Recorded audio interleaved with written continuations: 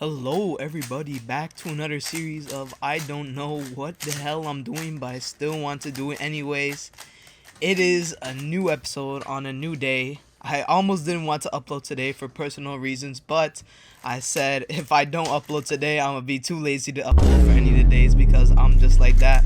So today I just wanted to go over how my training schedule works and how much hours I practice a day and stuff like that. Just go over things that are going to be important for the series. So if you guys have any questions or comments about this video, you can drop it down in the comment section below, obviously. So let's just get with it. So my training schedule usually lasts around 4 hours in total. So it consists of a morning schedule, and then I'll practice a little bit more in the afternoon, and then some more like, casual cubing later in the nighttime when I'm about to go to sleep. Right now, I would say it's about really consistent because I recently just started incorporating this schedule, and I think it's really balanced for someone like me with my priorities. So it's not really for everyone. It's made specifically for my needs, as I said. So it usually consists of 30 minutes in the morning of just solving to wake myself up and to warm up. And that's pretty standard. But then I'll go into 30 minutes of just doing the cross. You heard that, just 30 minutes dedicated to solving the white cross, or trying to build a better cross. And that's really because I suck a lot at doing the cross in CFOP. And I think you can see that in these solves where I'm practicing the cross. You can see how inefficient and slow my solutions are for it. And I just really want to nail that down. And I only found out recently that I need to work on efficiency and not focus on just speed. So I just do that in the morning for 30 minutes. And then after, I'll just do 30 minutes of F12 practice.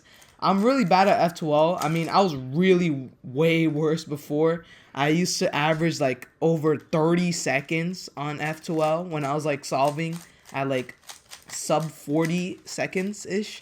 And only recently I improved it, but still it has a lot of work to do. And usually I'll practice these specific parts of CFOP with CS Timer. When you go on 3x3 CFOP as one of the categories, and then you should be able to see different stages of CFOP and to practice them with timing. I don't know, maybe I could put up a video of getting it on screen to show how you can do that, but that's usually what I do. So continuing with F2L, usually I like to focus more on the efficiency rather than speed of my solutions when I'm practicing those. And I try to average under 10 seconds of F2L. Well, that's really my goal, not how much I average, but so far I'm averaging around 12 seconds F2L, which is way better than the 30 seconds I used to have before. So that's an improvement, but still, if I'm trying to become the best in the world, I don't think that's gonna cut it. But to be honest, the thing is, F2L and the cross and other parts of CFOP is not really my concern. It's mostly about learning PLL for me because I do not know full PLL yet, and I don't even know two-step PLL, or they call it two-look. I used to say two-step, but I noticed that no one else is saying that. So two-look PLL, I don't even know that, but I basically have a grasp of algorithm stuff, so that I don't really need it. So, or I maybe do. Maybe that's just a bad choice. But I'm just trying to learn PLL, full PLL. And then after that, I'll start focusing on F2L and try to narrow that down to get my time down to to the fastest that it possibly can be. And then I'll go into an hour straight of just doing PLL algorithms and learning them.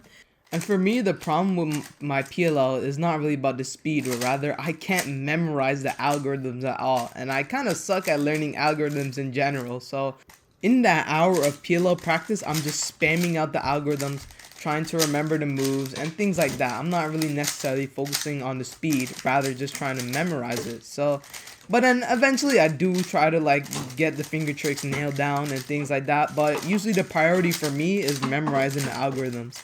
And then right after that hour of just learning PLL, I'll just focus on doing more solves again, just to finally wrap up the day of solving and things like that. And then usually at nighttime when I'm about to go to sleep, I just do some solves for fun with a 2x2 or just a 3x3, maybe even a 4x4 if I feel like it.